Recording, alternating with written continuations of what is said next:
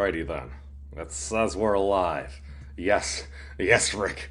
I delayed the stream for like an hour to let Professor Wolfram stop talking. Yes, it's truly a halting. All I know is personally I just kind of wanted to listen too, so it was totally a self personal opinion. All I know is sometimes the Wolfram Institute will literally be doing live streams. Coincide. I understand people have very busy schedules, but I'm like, you if you want ideas, it's and engagement. You're more likely to. I'm just saying that's just a personal problem. Yes, memes. Let's roll. It's yes as I'm slowly transitioning to more of a human character, and yeah, all I'm saying is if I put up the Jitsi Lemons avatar again, then we might be embarking upon a different arc. But for now, we're on the scientific arc, and now we are following up on yesterday's stream where we had started to go through the community post, and I was going through and making it actually look much more professional. Because one of the other things, just to recap here, let's bring up a lovely photo of myself and Professor Wolfram because we can. And of course, since this was taken at summer school, and most people are usually probably okay, but there were a few folks there, and we just blurted out the images, just to be respectful. That's all.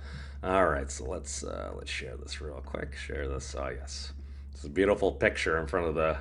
I forget what hall that is, but that's up on the hill of Bentley University. God, that the elevation of that campus. Dang, it is tiring.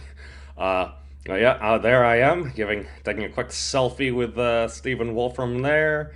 Got a couple other folks there. This is one of the co-gentlemen who I kept missing in everything. And then, yes, as in the citation, it's yes, I used the Wolfram Notebook Assistant and ChatGPT 4.0 for just some basic coding things rather than it's like, okay, if I knew all the things to ask, that's fine. I just need an outline, and then anything else I can just go ahead and go tweak there. And then once you have the generic code, then you can kind of go through and then tidy up, and you actually do learn a lot from that. But I'm like, what am I gonna pretend I did that all myself? No, you give citation. That's why it's citation 25. Hey, Bill, I may need to add you. I forgot if I added you in the acknowledgments there. But the more and more I think about like the things that were actually here and the things that helped me to kind of grok this, I just want to make sure I give the proper shoutouts and maybe Kali. Some other folks that have been seen on here have gotten shoutouts for what at least helped me. So, hey, welcome Poindexter. Good to see you, my friend. Yeah, we are just going over Rick. Rick may or may not be a prominent figure in there. But we need to get to the end. We need to get to the end. So let's all right, let's jump right into it. So I need a notebook over here. I also recently learned that essentially Excel has a Wolfram plugin. Because my thing is, at least in college, I grew up with Excel. I loved Excel. That was great. I'm like, hey, you just got a grid and you set your expressions. If anything, you just needed some more mathy stuff. And apparently there's a Wolfram thingy there. But allegedly, and I can't verify this, but at least one of the directors of the program, she happened to be originally a school teacher. She is a very appropriate person to be there as Professor Wolfram's assistant. It's like water, chocolate bar, organization. She was great. Great academic director, let's say. But what she said is she's like, I can do basically anything in Excel. Of the 800 or so folks that work at Wolfram, apparently it's like she's like none of them really know how to use Excel. It's like that seems shocking to me. And then I think about it, I'm like, oh, they're programmers. They're programmers within the Wolfram language. It's like, well, why would you use Excel? I mean, you're a computer scientist.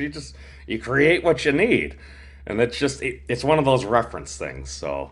I apologize. Yes, folks are greeting each other. I've had the benefit of meeting a good number of these folks. So let's go back into it. All right. I'll document, and don't need this picture anymore. All right, we'll turn off the clickbait because that's what it is. Oh, look, a picture of this person with that somewhat famous scientist, so to speak. It's what I love is, at least for me, a lot of the folks that I, maybe this is just my personal bias, and often the people that I choose to actually like meet in real life from the internet, it's most of them seem basically the exact same as they are online. And Stephen Wolfram is an example of that, I claim. Uh, Now maybe he'll go on to maybe topics that you wouldn't normally talk about in quote unquote polite. Everybody's entitled to their opinions. All right, so let's share this guy. All right, as we can see from yesterday, yes, this is yes, units. Well, we got her in methodology in Wolfram physics. As we can see from our let's embiggen this a bit. Oh wow, that didn't help at all. God, I went to the summer school. I should know these things. I really don't. Hold on. I'll open this up in another. I have the other thingy over here. Hold on. WSS. Hero. We call it the hero image. So let me find it. It's somewhere. Probably the one that says poster. There we go. All right. So let me. Oh, look, it's in Keynote. Who would have thought? That's because where I hacked it together. Hold on, let me stop that. We'll show us, and we'll take a real quick look at this, because, I mean, anytime you could try to communicate something in a meme, I think that's enhances your chances of actually getting it done. I don't know. So basically, this is just the current SI system thingy here, and let me show you where we got this from. This is from NIST. SI relationship. So I think it was. Okay, so it was kind of something like this. Hold on. Let me bring up this other one. So it was. This is the newer version, but this is. I don't know. You tell me what you all think. I just artistically, So this is what they have here. So like the second, the meter, the kilogram, the ampere, the Kelvin, the mole, the candela, and everything. And they have the relationships here. Again, those solid lines are multiplicative stuff. So you're basically multiplying. And then division is the dotted line. So you can see, what do you got here? You got the meter, which is a combination of, okay, so if you get the kilogram. All right, so you got 1 second. You got the second going into the Newton. You got the kilogram going into the Newton. You got the meter going into the Newton. It's actually seconds squared. And then when you add another meter, it goes from kilograms times meters over seconds squared to kilograms times meters squared divided by seconds. Oh, it equals mc squared, yada yada. Or at least energy times, or mass times c squared. So that's kind of like where you get the whole thingy, because if you happen to have the maximum speed squared, that seems to give ourselves our energy equivalence. Okay, so you got all this jazz here, and then where was it?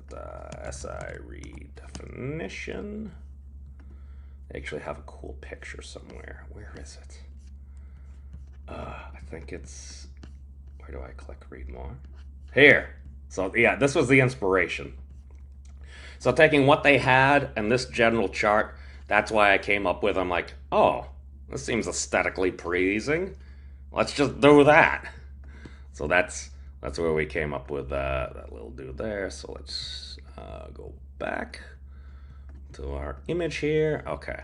So as you can see, we expressed it here and we color coded it. So you got your meters, you've got your seconds, your amperes, your moles, your candela, your Kelvin, your kilograms, and everything. And you look at it here and you're like, oh my God, look at all this jazz. How does this even work? And trust me, there's a lot more relationships. This is just general ones that they at least list on an IST. There's lots of relationships, as that has pointed out time and time again. But the thing that bothers me kind of, it's like you look at this, it's like, wait, there's some gray stuff here. It's just coming out of nowhere and going this way. What is it? This is radians and steradians.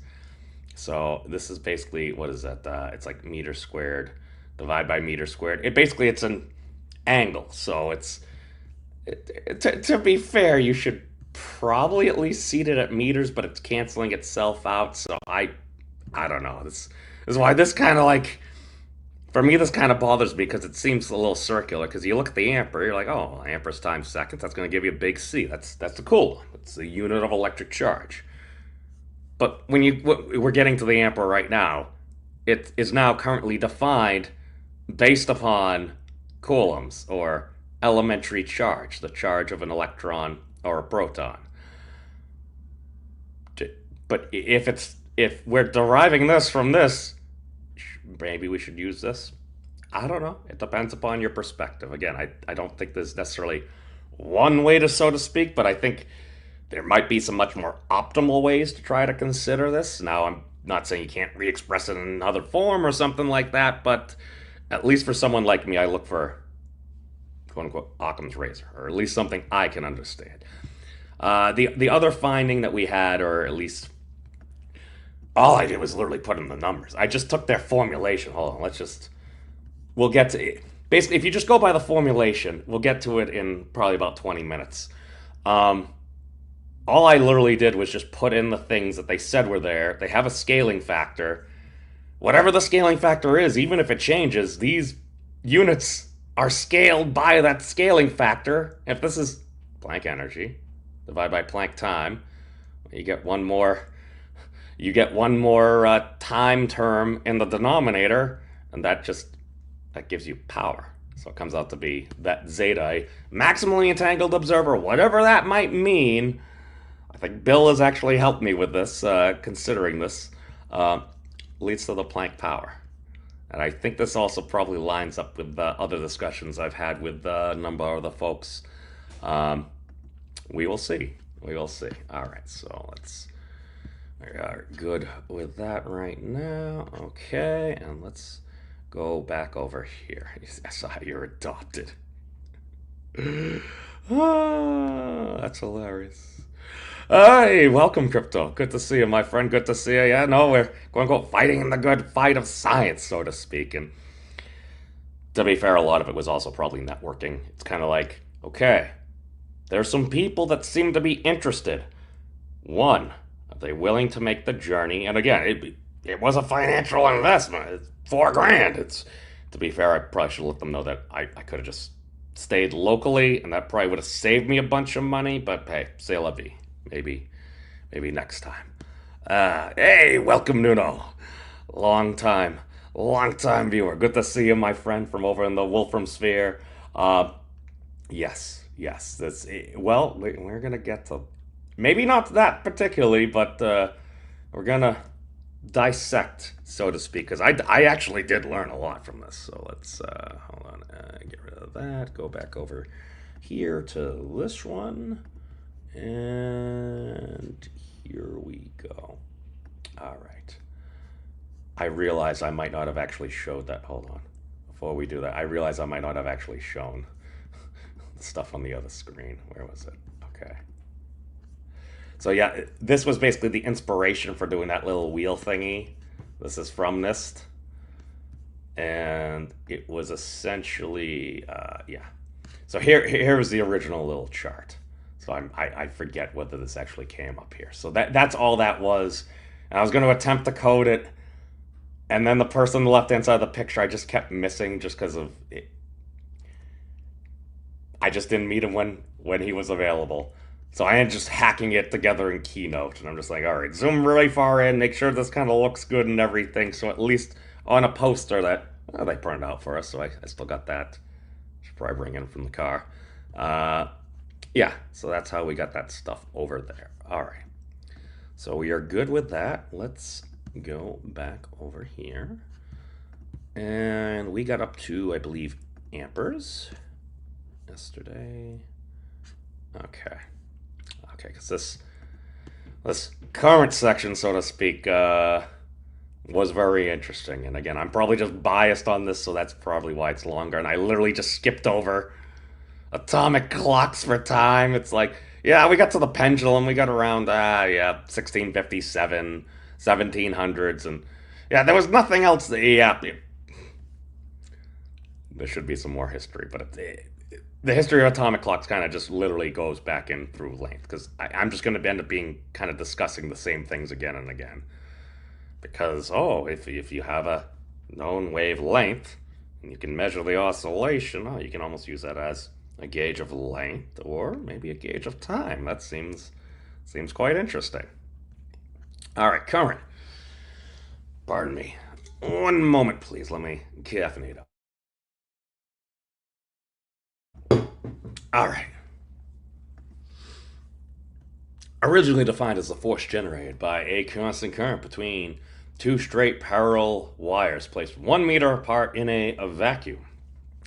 Approximately, it was defined as 2 times 10 to the negative 7 newtons per meter in 1881. I can make that a superscript. Okay. No. Format. What am I doing? It's here somewhere.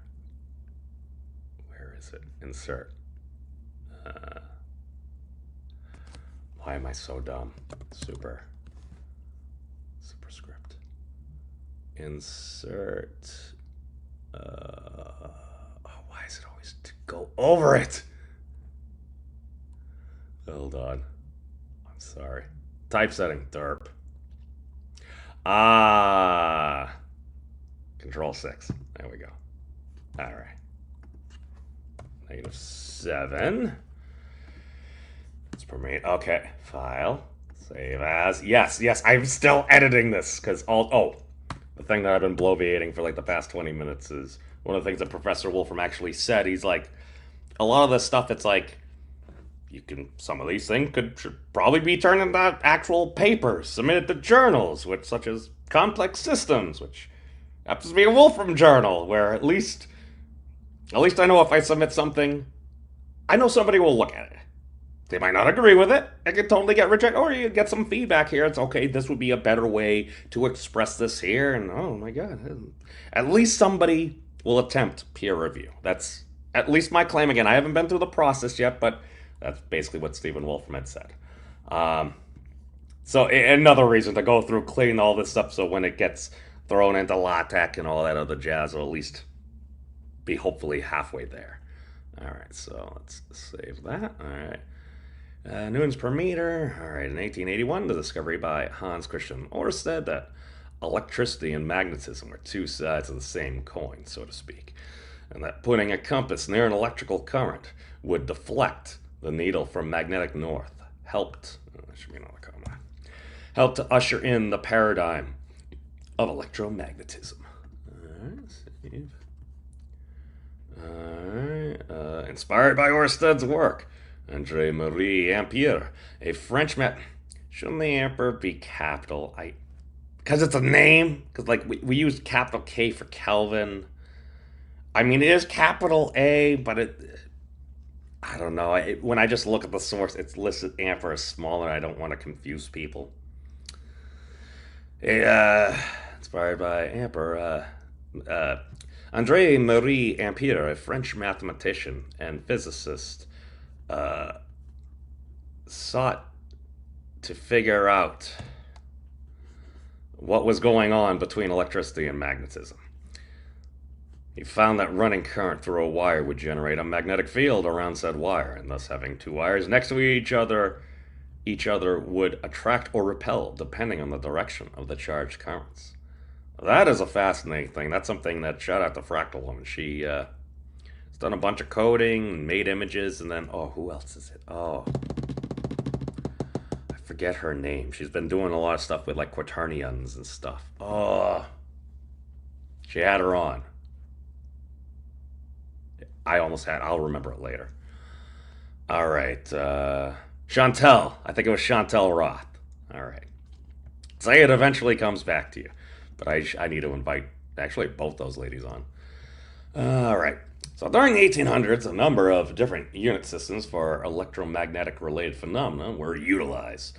This made things quite confusing for scientists who in 1861 had 4 simultaneous systems in place. I have enough trouble keeping track of the current systems. Just going through that stuff initially the first time, it's like, all right, I see an E. Is this Euler's number? Or is this elementary charge? Within context and relationships and actually going through it and making countless mistakes, I can usually differentiate. I still make mistakes. So, full disclosure. All right. The International Electrical Congress, IEC, met in Chicago in 1893 to decide on a standard for electromagnetic related affairs. They chose two units, the ohm and the amp. The ohm and ampere. The ohm and ampere. Should that be the ohm and ampere representing the okay. They chose two units, the ohm and ampere representing resistance and current respectively. All right, so then there should be a comma there. All right. Subsequently adopted at the group's meeting in London in 1908. It takes a while. It takes a while. Originally known as the International Ampere. Uh, Originally known as the International Ampere. So how okay, this should needs to be grammatically reformed, I feel. Originally known as the International Ampere, it was determined by a silver voltmeter, a device with positive and negative terminals suspended in a solution of silver nitrate. As current passed through the device, silver would accumulate on the cathode, and researchers could weigh the device before and after. Thus, the original or international so bad ampere was defined as the current that would deposit precisely 0.001118 grams of silver per second from a silver nitrate solution, because that's obviously the best way to determine current. See, a lot of this was like, maybe this is why it's like, I just remember growing up, it's like, okay, how do scientists measure time? We get these atomic clocks. They use like cesium or something. Okay. And then we're going through, maybe we can use these pulsar timing arrays. I just remember growing up, it was atomic clocks, and now it's basically still atomic clocks. Maybe it's cesium, maybe it's thorium. I don't know. I don't know, maybe it just seems obvious to me because that's what I was always told. So I basically just had it as like a footnote. I know, posting justification. All right, this allowed for more precise calibration of future technology, such as the kibble balance, see kilogram.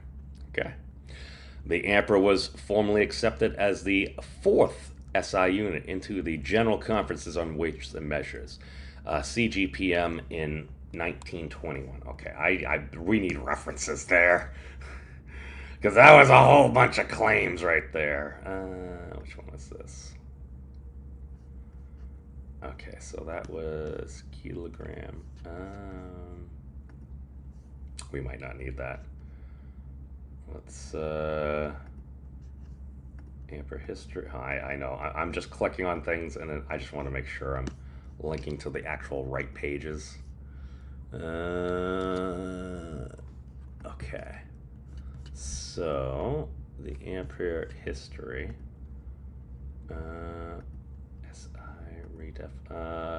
We're gonna swap these. Or did we already swap those? Don't mind me. Doing all these things I was supposed to do. Oh, God. It's such a hack. No. I just put it in the wrong place. Oh, God, what have I done? No, you're gonna go here. And you go there. All right. So we're gonna do, okay. The intro will come after the history. Okay. Almost there. Yeah, I'm popping up tabs like nobody's business here. Okay. So we're gonna link to 11. I know he's taking forever. All right.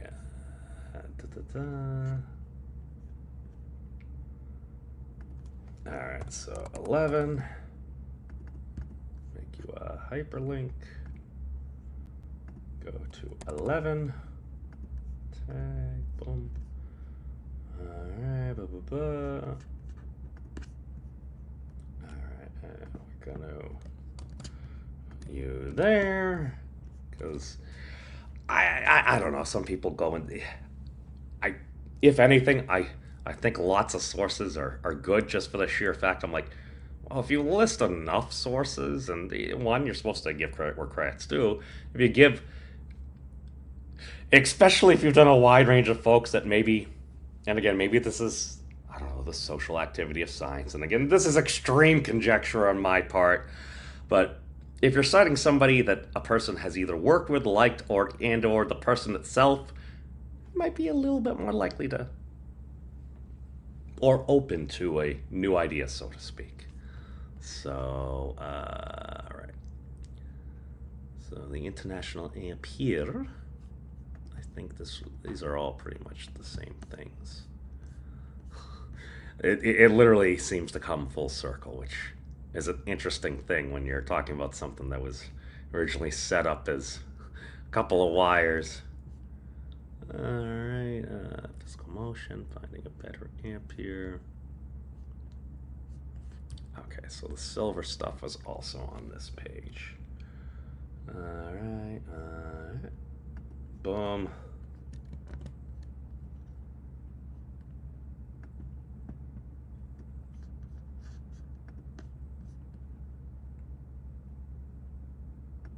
All right,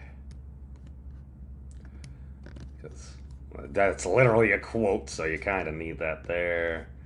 All right, 1921.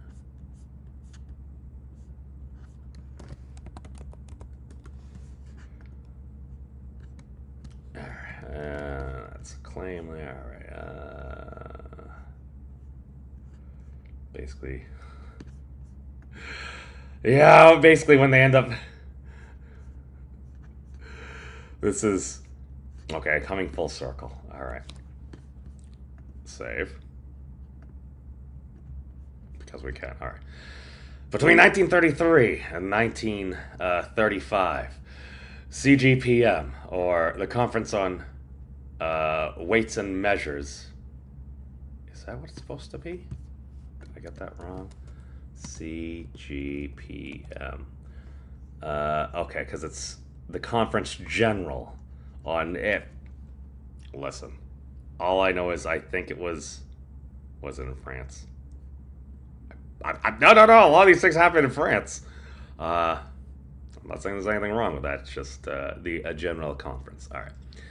And the International Committee on Weights and Measures, CIPM, considered basing the ampere on more fundamental units, such as CGS, centimeter, gram, second scale.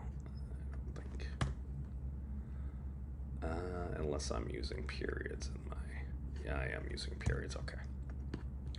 This did not officially happen, as World War II happened.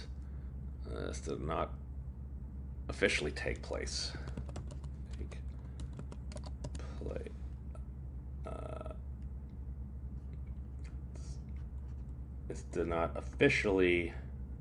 This was not officially ratified. This was not official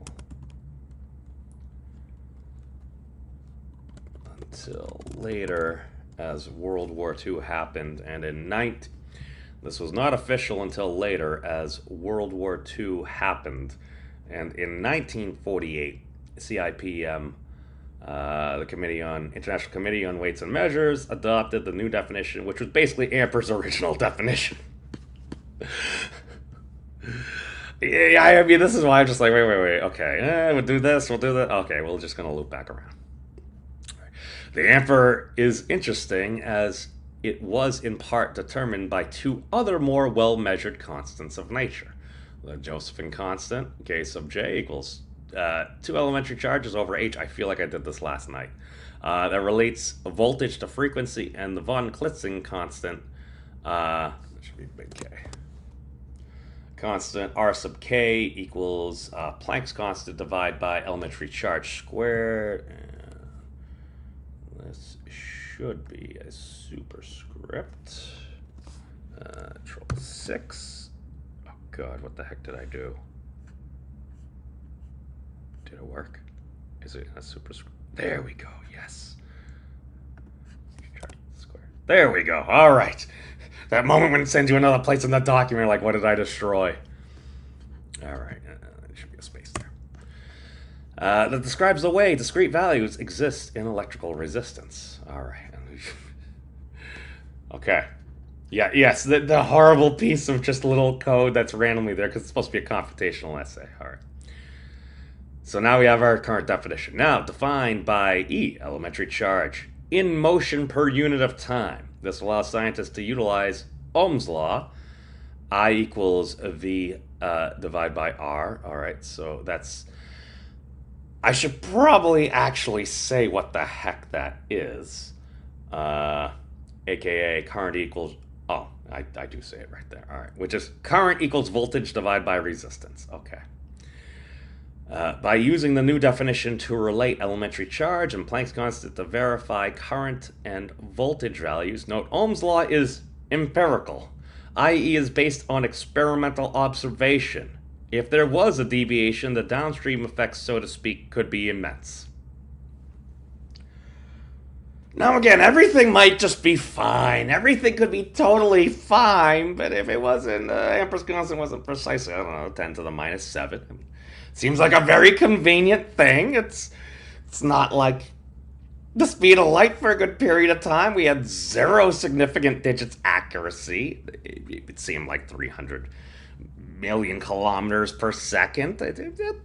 299, 7, 8, yada yada yada for the rest of the digits. It's pretty close to 3. I'm just noting that just in case if there was a slight deviation. Also, I'm also very biased. Just putting that out there. All right. As we can see, if we got 1 coulomb divided by seconds, we get 1 ampere. I'm just saying maybe that seems like maybe a more fundamental thing. Again, opinion. And again, could be totally bunked. Could be totally bunked. Maybe this is the best way to parameterize everything. Who am I? I'm just a dude on the internet. All right, let me pop back to the chat just because I'm getting very spicy here. Hey, Gabrielle, good to see you, my friend. Good to see you. Oh, Gabrielle's commenting that Stephen Wolfram looks a lot like Victorian mathematician called Augustus de Morgan. Okay, now I have to look this up. Okay. How do I say that? It's, hold on. Oh, it won't let me click from here. Hold on, let me unclick this. I'm just gonna search. So go over here. Augustus de Morgan. Oh my god. Oh my god. He kind of does. Hold on, I gotta show you guys this. I'm sorry. This is just... And again, these appear to be pictures, but I just look really quick. I'm like, okay, I can kind of see it. Hold on, let me let's do the dangerous thing. Hold on. We'll do the side-by-side comparison because we can. All right. So let's get the big one. Get that guy. Get this guy, and let's share our whole screen with the class. Entire screen, because I'm just that nutty. All right. So as we can see here, we got a Stephen Wolfram over here, and I don't know. You guys tell me. Is there any resemblance there? I don't know. I can't say. I don't know. Are there Wikipedia things there? I'm like, oh, it does kind of look like Stephen Wolfram from I think the 90s? Hold on. Stephen Wolfram. Okay. Let's go to... Oh, God. Oh, God, when I look at this picture, hold on. Let's bring up this picture here. Okay, we got that picture, and let's go back to our Augustus. Okay, I can kind of see that. I'm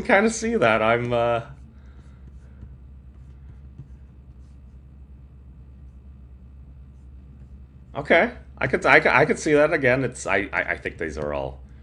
When was this from? Oh, the 1800s. Okay, so that's actually a photograph then. Huh. Groovy. I had no idea. All right. I'm sorry. I'm sorry. I just memes are powerful. Memes are powerful. So let me see. Where are we? Okay. Wow, I'm missing all types of stuff. I'm sorry. Welcome, Jedi Master. Good to see you. Good to see you.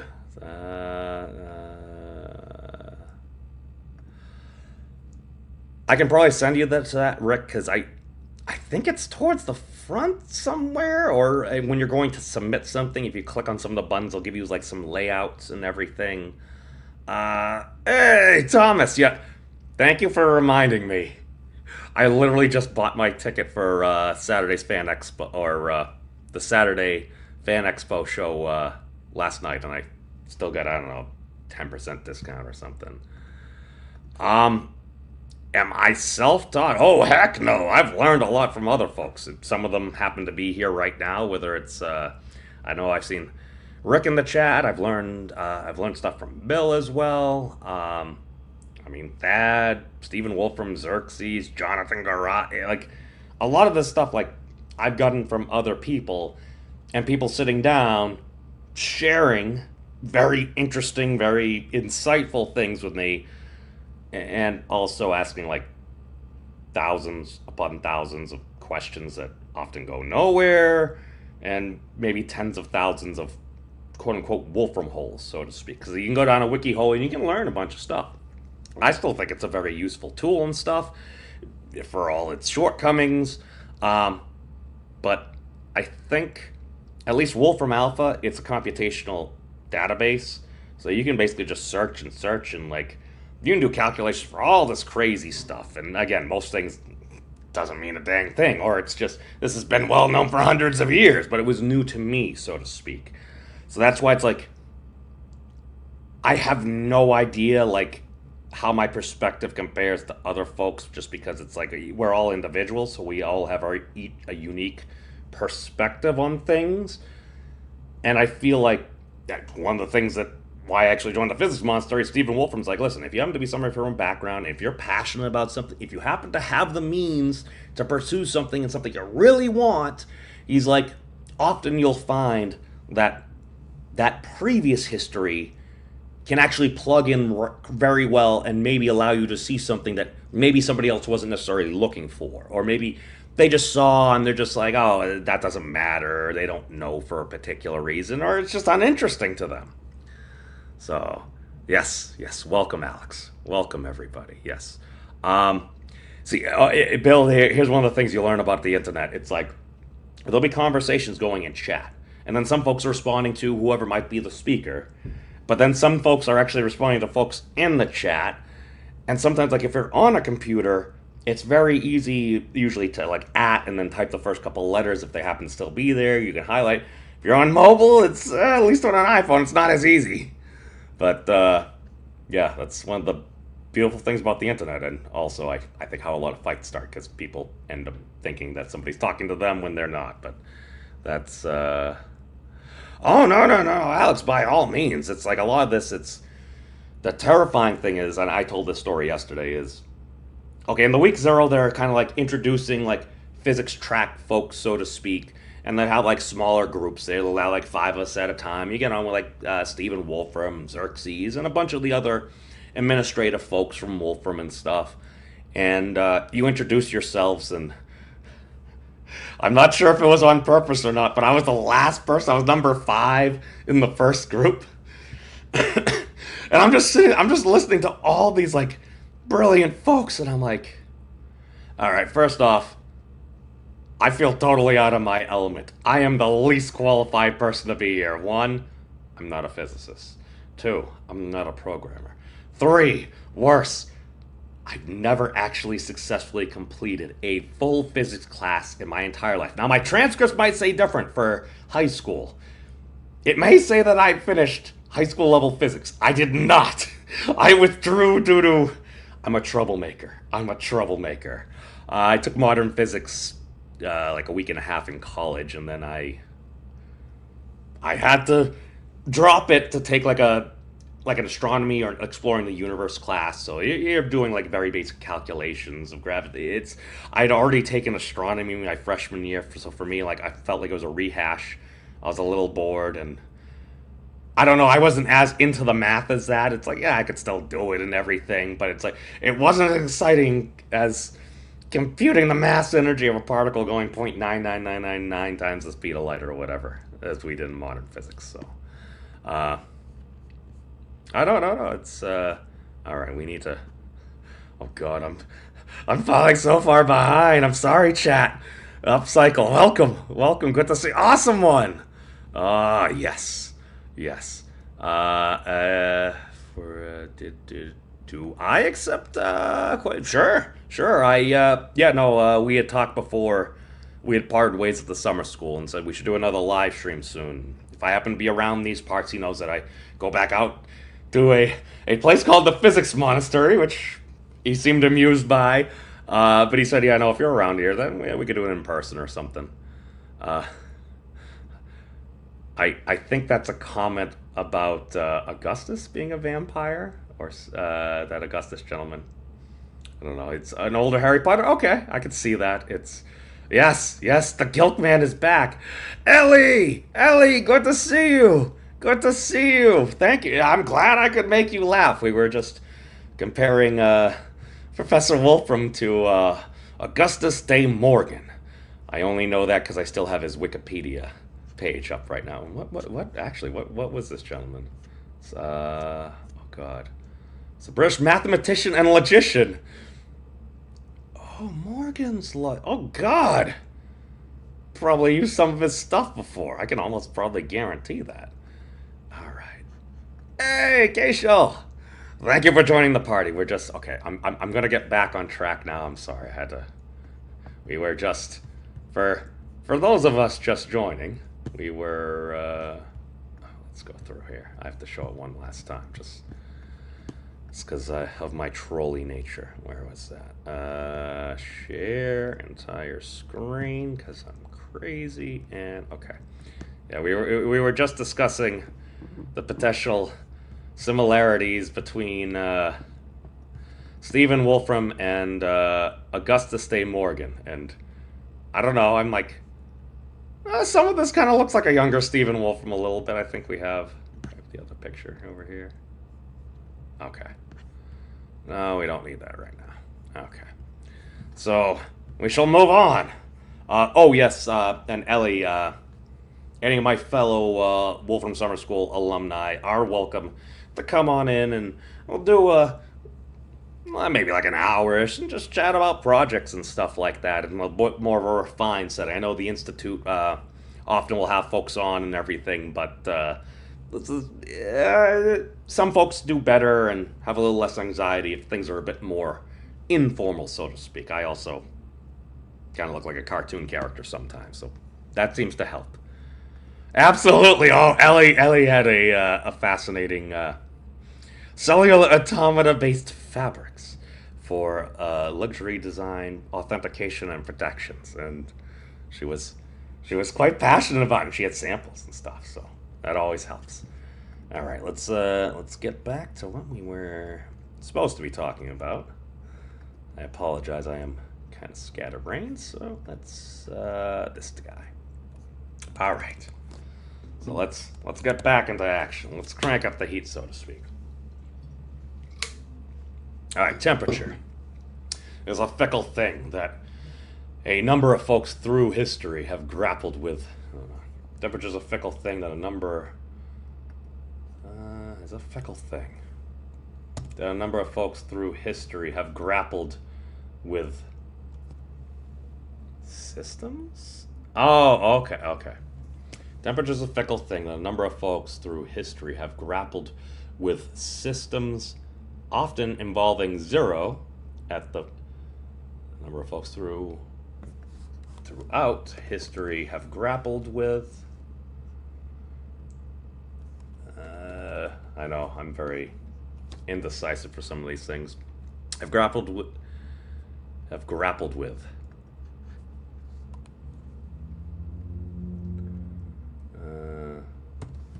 Let's just do this.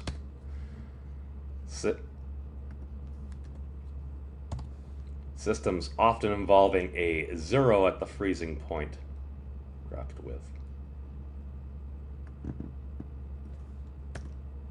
Often involving systems. Here we go. Their words reverse. Grapple with. Often using systems. Often using systems that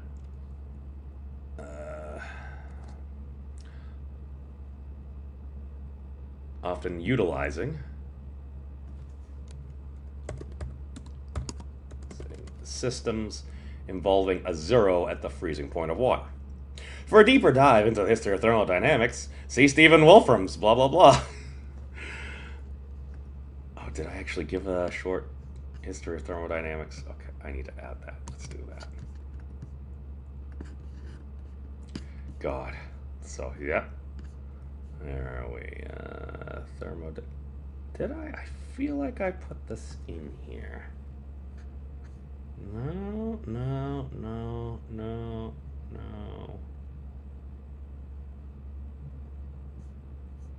Okay, we'll add 26.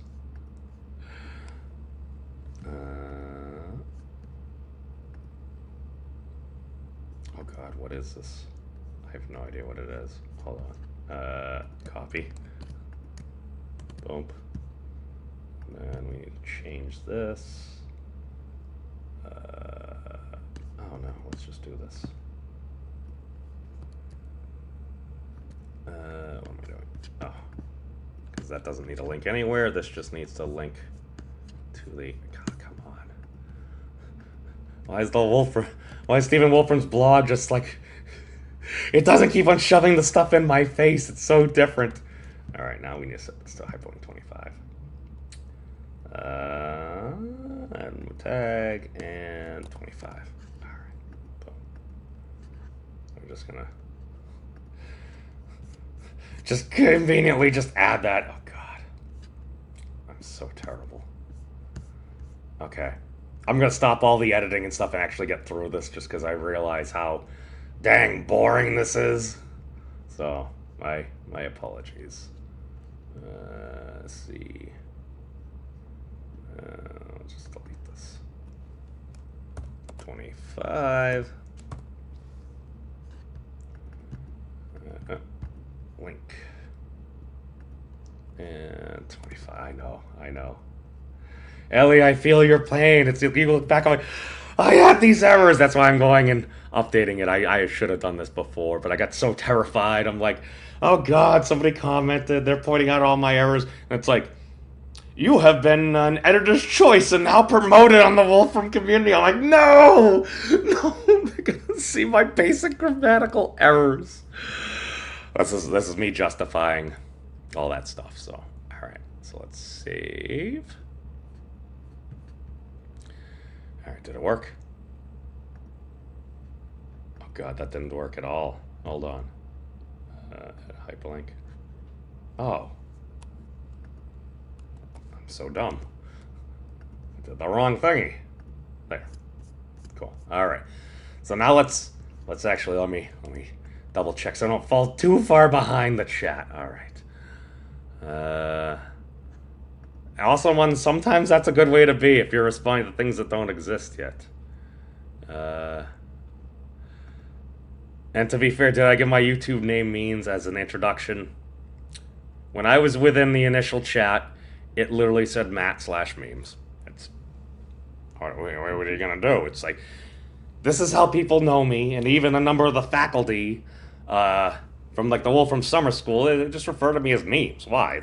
That's what you're familiar with. If you've interacted with this person under a particular moniker, who cares? I mean, even Thomas, we went out to go see Venom 2. We're at like just grabbing some nachos and stuff. He's like, memes, you want anything? It's like, Thomas, we're friends on Facebook. It's like, you know my name, you can call me. He's like, I prefer memes. I'm like, all right, cool. People ask me, it's like what I prefer. It's like, I don't really care. I'll respond to hey you, usually. Well, Well, see, that's the thing. It's like getting outside perspectives. It's how you learn and stuff. Because sometimes if you're within there'll always be differentiation, but sometimes you can have folks and be wary of groupthink. That's all I'm gonna say. I can't elaborate much more without. Yeah, no, Boltzmann was a fascinating character. Yeah, no, Rick has some very interesting stuff. Yeah, the Arabology and stuff, and yeah, no, Bill's been talking about some very interesting things, and he's also very good at bringing different folks together. So that's why it seems to work really well. But oh yeah, no, Alex, feel free to watch anytime. I mean, nobody's required to be here. I ain't your dad or anything, at least that I know of. Hey, some person. Wait a second. 0 equals 1? That seems like maybe a trolley comment there, although I think some mathematician may have already, I don't know. I'm not gonna any more mathematicians. I already got counted out. I'm like, wait, isn't R4 like countably infinite or something like that? Like a 4-dimensional sphere or something like that, and then I got linked to some article and it was like, oh, it seems to be uncountably infinite. So I'm like, all right, I stand corrected. I'm not a mathematician. Dan, good to see you. Oh man, dude, Portugal was fun. I crashed for like a week after going back. I was literally on the plane doing like the online portion of the summer school, and I crashed. I meant to attend a bunch of lectures at my friend Carlos Zapata. He also is a fellow at the Wolfram Institute. He had a summer school in Spain. I'm like, I just got back from Europe, man. I paid, it was like €10 to get access to the coursework and stuff. Honestly, I missed every single one. I made a bunch of poor choices, and I just like slept through the entire summer school. I think Professor Barondus again was supposed to be doing a presentation or something, but I can catch up on all of it later. It's yeah, dude, it was tiring. That's the thing. As fun as it was, the big thing is like, wow, I realized, yeah, I'm not a college student in my 20s anymore. Takes it out of you. Okay, so we've been through that. Been through this. All right, so we're back to the Kelvin, our SI unit of temperature. Early attempts to quantify temperature can be traced back to the 3rd century BC, where Philo of Byzantium designed a hollow sphere filled with air and water connected to an open-air picture as a rudimentary thermometer. Okay, I'm going to avoid the citations just because in my mind I read through things. I'm like, all right, general common knowledge. That's a very specific thing. Citation required. I don't know. It's concept of journalism. But for the sake of getting this done and not going on for 4 hours, I'm just going to save one more time. Save the cloud, just in case my computer decides to bite the big one. It's at least there, so I need to bite the big one here and within the Wolfram clouds and systems. If all those things happen, then, well, hey, I think we have bigger things to worry about. All right. So I said we were going to get into the cool stuff, so all right. Let's go back here. All right. Where do we? Okay. Early attempts to quantify temperature can be traced back to the 3rd century BC, where Philo of Byzantium designed a hollow sphere filled with air and water connected to an open-air pitcher as a rudimentary thermometer. Galileo and likely Centaurio, 1593, updated said thermoscope to an inverted glass tube placed in a bowl containing water/wine because they could. I'm adding flavor commentary in here, so if you see deviation from what's on the screen, that's me being snarky. During the 1600s, the Grand Duke of Tuscany noticed pressure under pressure also affected said thermoscopes, an effect that helped to later develop the ideal gas law. Temperature developed more formally around 1702 with Guillaume Monotons predicting a minimum temperature of -240 degrees Celsius. Anders Celsius, originally in the 7th, I feel like this should be probably reversed. Sorry.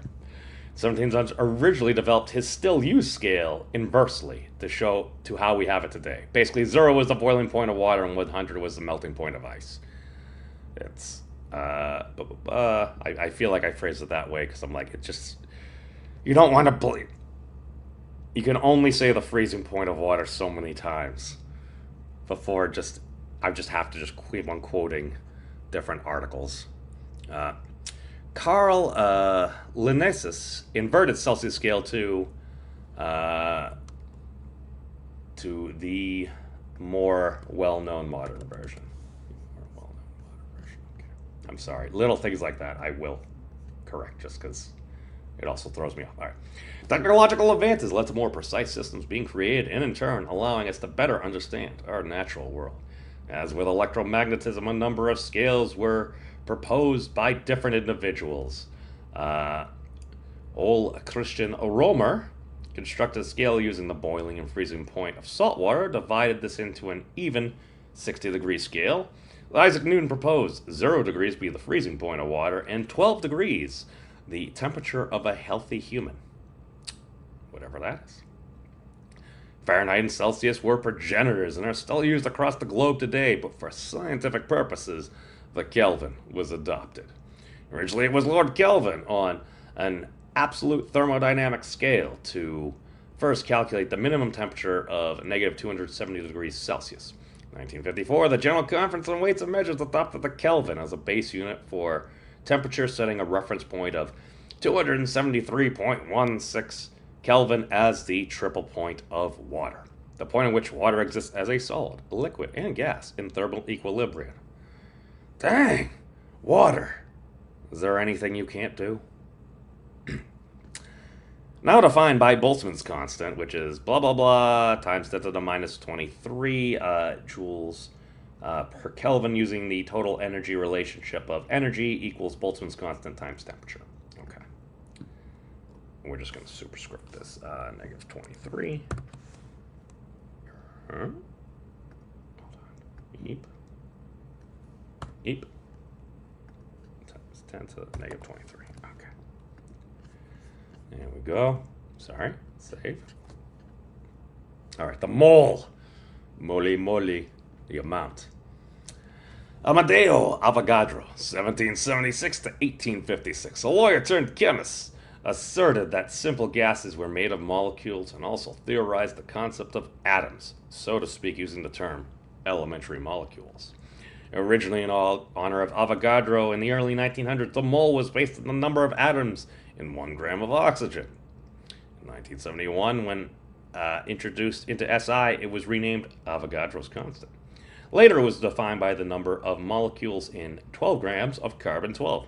Problem is based on the reference of mass, the kilogram, which at the time was also a platinum iridium cylinder locked away in Paris.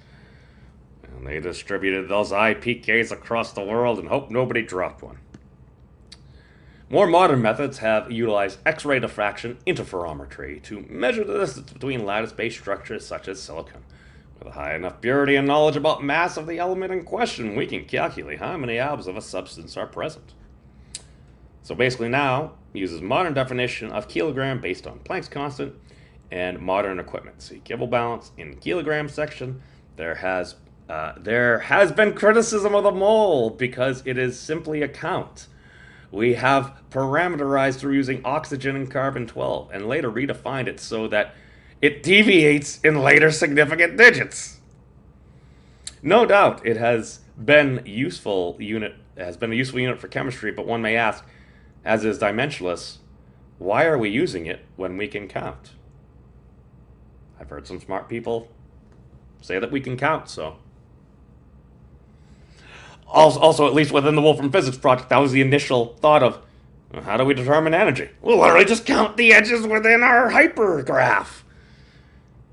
So we can count? Just saying. Again, personal opinion, maybe we can't count. I tend to think maybe we can. There might be some very large counts that may not. Again, I'm deviating. I'm sorry. So let's see. Have we offended everybody through counting? Oh, that means a lot. There may also be some rumors going around, and I got to tell my mom that she was basically the reason why I was at least one of the two quote unquote best dressed people there. And I heard the person that voted for me, and they're like, "Yeah, I voted for you best dressed." I'm like, we went out to a bar, and I was wearing orange Naruto shorts, and you got my yellow shirt with Thad's parabolic partition equation. Like a lot of people were asking me about my shirt. So apparently, if you're a little shy and you want people to talk to you at a party at a bar, wear a shirt with a cool equation on it. I guess it's okay. Wow, is Bill? There may be so many dang quote unquote elements of whatever. At least according to the Wolfram Physics Project. A lot. I just maybe we'll get to the calculation at some point. Yes, flavors. Oh yeah, no, Rick. Yeah, e to the 0 is 1.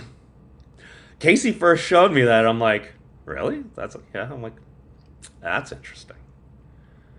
I take 1 from 0 usually means. Or Dan's commenting, when I take 1 from 0, it usually means I'm broke. Oh yeah. Okay. Oh god, that's gotta be near NIST. It's Fort Collins. Is that near Boulder? I feel like that's probably near Boulder, Colorado, because that's where NIST lab is. Some Avogadro toast. For those of us not in Colorado, yes, NA. I see what you did there. Hey, Mulk. Oh, God. Orla, yes. That or anime, you'll attract. Oh, God. Orla, it's been a while. I'm trying to remember. I think it was Orla and oh, God, it's been so long since. Oh, God. Yeah, Jensen. Oh, I'm trying to remember the other quote unquote fine young cannibal that I may have spoken with in the past, but please don't eat me. Cosplay at the Wolfram meetup.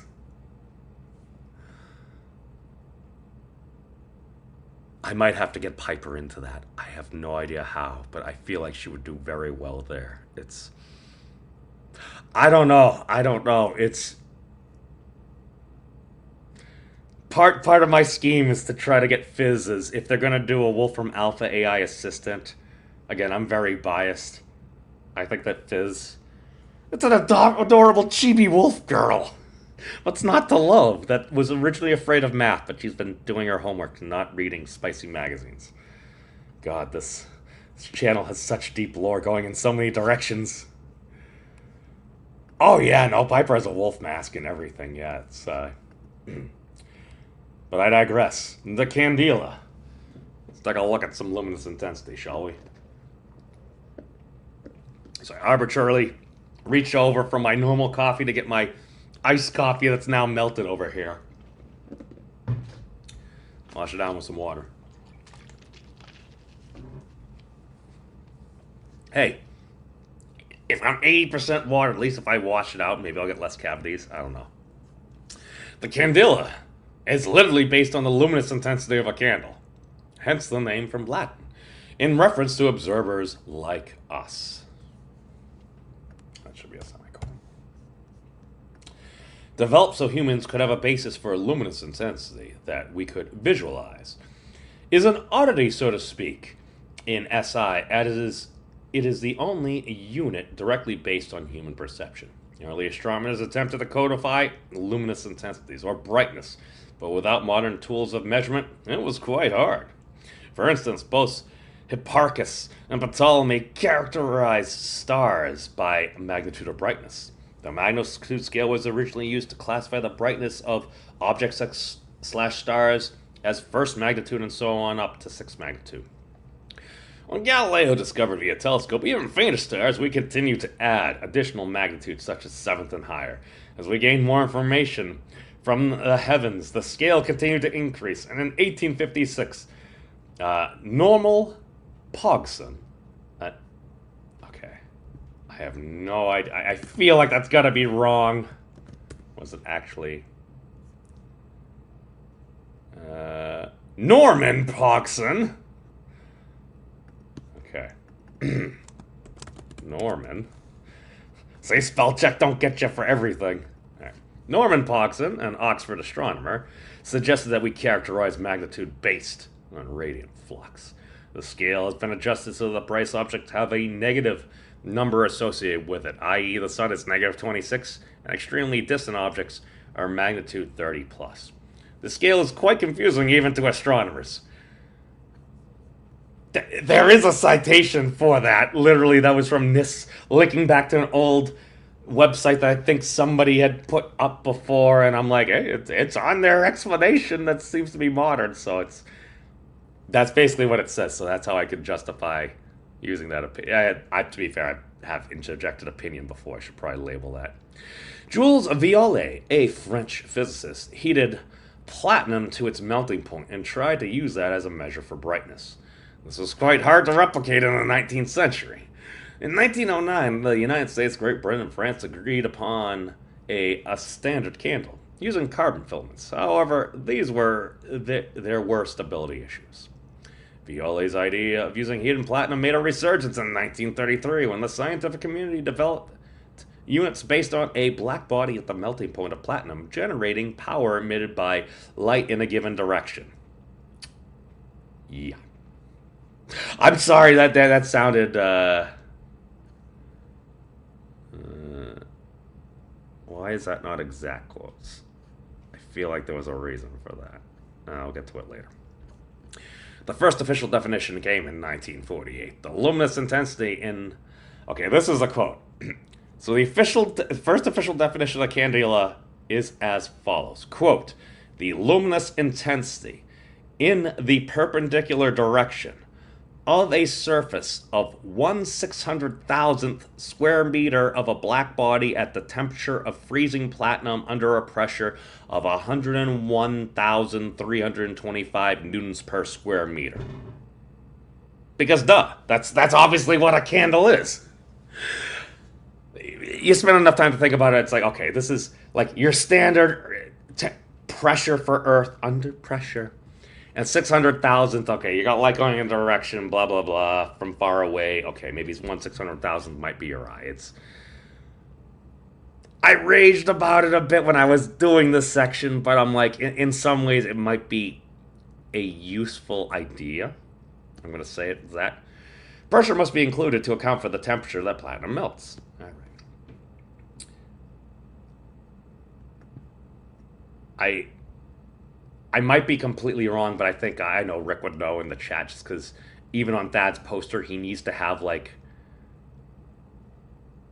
something about water and, like, basically the average pressure of the Earth, and then something about the temperature around water or something like that. For some reason within the constants, that seems to be there, which is interesting. Again, maybe it's the wrong path, who knows? In 1979, the General Conference on Weights and Measures generated the first modern definition. The candela, CD, is the luminous intensity. Okay, here's the later modern definition, which, oh god, this is what drove me insane. The candela, CD, is the luminous intensity in a given direction of a source that emits monochromatic radiation of frequency 540 times 10 to the 12 hertz. And that has a radiant intensity in that direction of 1/683rd watt per steradian. Because, duh. Steradian is basically like, if you had light going on in all directions and to form a sphere, you're just basically taking a solid angle of that. So it's like, all right. Like, if you took half of one steradian, you're going to have, like, half a sphere and stuff. Kind of like that. So the idea is, okay, at some given distance, that's going to be about a measure of what the human eye would take in. It's a mouthful, but basically it's the luminous intensity of about an average candle, or an English sperm candle, according to Wikipedia. Note that the candela is light in a given direction, while lumens is total light emitted. Given our previous definition's caveats. Now, the candela is defined by taking the fixed numerical value of the luminous efficacy of monochromatic radiation of frequency 540 times 10 to the 12 hertz candela to be 683 when expressed in the unit lumens times inverse watts, which is equal to candela times steradians times inverse watts, or candela times steradians times kilograms to the -1, meters to the -1, and seconds raised to the third power, where the kilogram, meter, and second are defined in terms of Planck's constant, the speed of light, and the hyperfine transition frequency of cesium-133. I think we got it. I mean, isn't that obvious? That's what a candle is. Issues persist, as this is still a human perception-based unit, of which, depending on time of day, amount of light present, and color of the light, all have perception-based influence. Not tied. Basically, it is not tied to any fundamental physical effect separate from human perception. Literally eyeballing it. A quote from Mist. See, we finally got here. We finally got here. If you don't have cream, substitute butter. Oh God,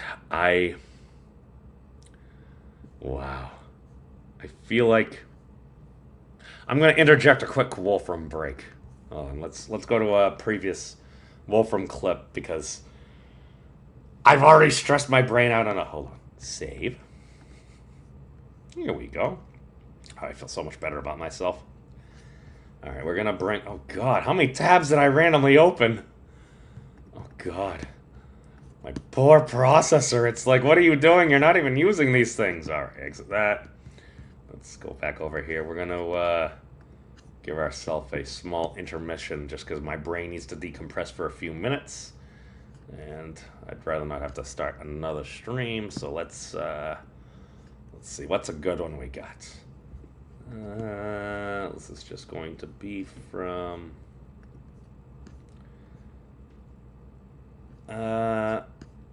okay. Let's just do the one from yesterday. Why? You'll hear about Feynman diagrams and stuff, and folks, it's a lot of compute. Basically, let's just play the one where this is kind of a newer thing from Stephen Wolfram, at least publicly. This was from his keynote at week, I think, 0. I think I was literally just getting back from the plane trip when they were just starting this, so I did a quick clip of this. So, and of course, the links to the full Wolfram stuff are in the doobly-doo below. So, Crypt tab, go over here. So then what happened in quantum field theory was Feynman diagrams and the idea... Hold on. Let me... Okay, and I will be right back. Let's just get this playing. I knew Dick Feynman quite well, and he was always kind of giving me a hard time about spending all this effort computing Feynman diagrams, because he was saying, like, Feynman diagrams are probably the stupidest way to compute what actually happens in quantum field theory, but he hasn't been able to figure out anything better. So then what happened in quantum field theory was Feynman diagrams and the idea that you could kind of decompose the what happens inside. You could take the mathematical expression of what happens inside and you could write it in terms of these collection of graphs that you could interpret as being the interaction of particles. So what we realized recently is that actually that isn't really the right interpretation of Feynman diagrams. I will have to say that as sort of a fun historical footnote, I knew Dick Feynman quite well, and he was always kind of giving me a hard time about spending all this effort computing Feynman diagrams, because he was saying, like, Feynman diagrams are probably the stupidest way to compute what actually happens in quantum field theory, but he hasn't been able to figure out anything better. But in any case, the question is, what really are these Feynman diagrams representing? And I think what we realized is that the lines in Feynman diagrams, that this is a particle, this is an electron, whatever else, those are actually causal connection edges. What's really happening, what a Feynman diagram really represents, is a collection of causal relationships between interaction events. You have some vertex in the Feynman diagram, you have some line, a propagator that goes to some other vertex. In a sense, what's being done is particles in that case are really acting as, in some sense, the carriers of pure motion. They're acting as carriers of causality. They are sort of making a causal connection between this interaction event and that interaction event. And so that lets one sort of start thinking about sort of what's underneath Feynman diagrams. What really are they? They're really causal diagrams.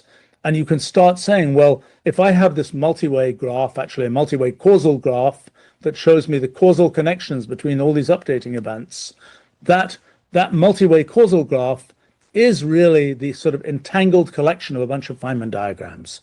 And so you can start making sort of a toy version of Feynman diagrams. I haven't done this yet. It's still in motion right now, to make sort of a toy version of Feynman diagrams that that correspond to sort of this way of mapping causal relationships, where the big thing, the whole enchilada, so to speak, is a multi-way causal graph. That's kind of the sum of all Feynman diagrams, is this multi-way causal graph. But when we're thinking about it in terms of quantum field theory, we're thinking about it, decomposing it in terms of this sequence of diagrams.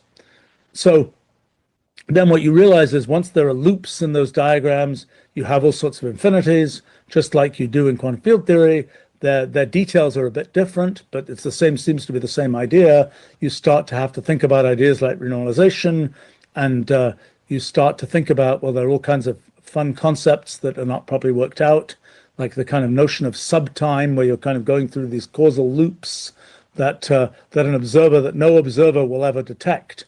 The observer is seeing only the effect of an infinite number of these kind of subtime loops, and it's sort of a renormalization type story that you're sort of extracting only the things that are observable beyond the things that sort of always happen, and therefore you sort of convolve into the kind of the fundamental nature of the particles or whatever you're looking at. So in any case, that's hasn't yet been worked out, but this is kind of another kind of attempt to see. Actually, let me make a general philosophical point. So in the history of the physics project, I've kept on thinking, oh, we need to sort of build up the structure of things in kind of the way they've been built up in traditional physics. If we want to understand energy, we need to know what particles are, because particles are the carriers of energy and so on. Then we realize that's actually not true. There's a more foundational thing that is energy. This flux of causal edges through space-like hypersurfaces that is energy, or momentum is flux of causal edges through time-like hypersurfaces. Those are the things that are fundamentally energy momentum. But then it's like, well, particles can be carriers of those things. Well, yes, they can. Particles can be bundles of causal edges, but you don't actually have to think about that in terms of thinking about these fundamental concepts of energy momentum.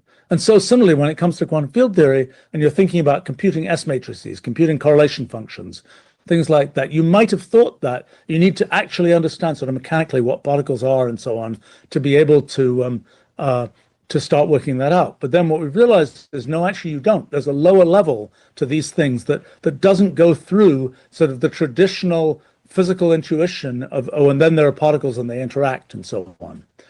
So that's been sort of a continual learning that you can get to the answer without going through sort of the steps that you thought you'd have to go through. I mean, it's kind of like in a somewhat different area, although it might be more related than you expect, in machine learning, where you sort of imagined if you were doing like speech to text, oh, we have to make up phonemes, we have to do silence detection, we have to do this, that, and the other. Well, actually, no, you can go all the way from the speech to the text just by this one kind of uniform concept of neural nets. And I think the same is going to be true more often than we expect with the physics project. And that's been a thing that sort of, in a sense, held one up, that one's trying to find the phonemes, so to speak, and one doesn't really need to do that. You don't really need to find I'm all sorry. those things. If you want to watch that, you can feel free to check it out. The link to the full doobly-doo is on the Wolfram Institute YouTube page. Feel free to check that out for yourselves if that interests you. All right, let's... Thank you, Professor Wolfram. Let's get right back to it. Okay, I'm sorry. Yes, I had to go for a tobacco break because I'm an addict. All right. Sublime is survived. Yes, your dinner is saved. Okay, so the best response I ever got when somebody was AFK in a World of Warcraft raid was somebody was literally like, "Be right back, making a roast." I think they actually happened to be a chef, or they were actually preparing a roast, and I'm like, it was such an arbitrary thing, but it just made me laugh. Yes, well, apparently Awesome One has learned Wolfram taught me my lasagna is a quantum product. Delicious, so hopefully. All right. We made it. We made it. It only took us an hour and, oh God. I really don't want to have to do a third part of this. Maybe we will. We'll elaborate if people want to talk about it further, but for now, let's just get through. So, Professor Wolfram was talking about energy and momentum in this, and that's kind of what we may have stumbled upon. Okay. Methodology in Wolfram physics. We chronicle the process of how we came to our speculative yet seemingly, quote unquote, in good agreement with physics project estimates of elementary units. Our investigation, like many others, took a number of twists and turns, so to speak, and on the day of mid-project meetings, two key pieces of information were obtained.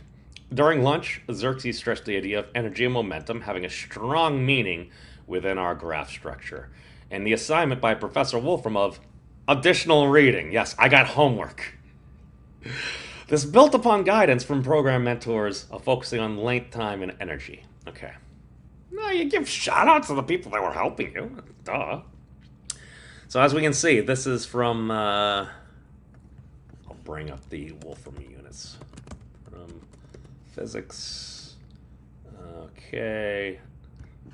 This is terrible. I need to read so much more. God. It's... I might just be the luckiest son of a gun in the world. I have no idea. Okay. So as we can see here, this is from the page and I highlighted it. Anything we directly observe must ultimately have a signature in the causal graph, because well, that's the stuff that's happening, at least within my knowledge of the Wolfram physics framework. And a potential hypothesis about energy and momentum is that they may simply correspond to excess fluxes of causal edges in time and space. The wonderful part about any program where you're actually in person is I was in line and all of a sudden, wild Stephen Wolfram just appears behind me while we're waiting in line for lunch. And I'm like, actually, no, that's incorrect. I asked him, after he did an interview with one of the other attendees at the summer school, apparently, maybe I was just supposed to ask him to do an interview there. I don't know. People come from all over the world, and I live close enough. I didn't want to hog all his time, so to speak. All right. I talked to him after. I'm like, yeah, I had done some homework, and I found an interesting connection about, and I was mentioning how you suggested this was a potential hypothesis about energy and momentum. He's like, no, it's no longer a hypothesis. He's like, I'm pretty sure, that's how it has to be within this framework. And I'm like, well, your initial estimates seem to be quite spot on, even though we got the... Let's get to it. I'm sorry, I'm bloviating. Oh God, my terrible little thingies. Okay, upon doing assigned homework, so to speak, this passage was come across. Coincidentally, we had considered using the Planck intensity as a method of estimating potential activity within our graph network. Big Z over there. Okay. Standard quantum mechanics, in effect, defines h bar, the elementary unit of action through energy, equals h bar, Planck's reduced constant, times frequency. Because if you do this out, you get a mass. You get... so h bar is its mass. It's basically the Planck mass times Planck length squared divided by the Planck time. If you add in another frequency in the denominator, you're going to get energy. So that's just kind of how that works. But in this relationship, E is a measured energy, not the energy associated with a single causal edge. And to convert between these, we still need to know, in effect, the number of states in the Bronschild graph associated with our quantum frame, or the number of nodes in our current slice through the multi-way system. We'll call this number Z, or that number there. Okay, I'm sorry, it's the syntax. The syntax gets me. Uh, it's the same thing, just slightly different font. Oh god, this is bothering me. An alternative interpretation for determining Z. Our original, if I'm, hold on, it's Xi because it's the same as Xi Jinping, the China's premier, I think, or prime minister. Uh, our original technique failed, yielding results off by 17 orders of magnitude for physics project estimates. So basically, I was like, okay, well, if this is the intensity within this, it was way off. It was way off. However, having taken Xerxes' advice at lunch, advice during lunch, we simply divided the energy out, i.e., we took the Planck intensity and divided out the Planck energy, resulting in the Planck flux, or basically within Planck units, it's 1 over Planck length squared, or Planck area, and then times the Planck time. So you can see the little table here. The property of the expression is, that's capital I. So it's Planck intensity divided by the Planck energy. It gives you this value here. That's 7 times 10 to the 112 ginormous things. Interpretation. Flux energy rate per area per energy unit. Okay. So this is a dimensional number, though. Therefore, we must do the naive thing and multiply our reference ones for SI units of flux, which yields.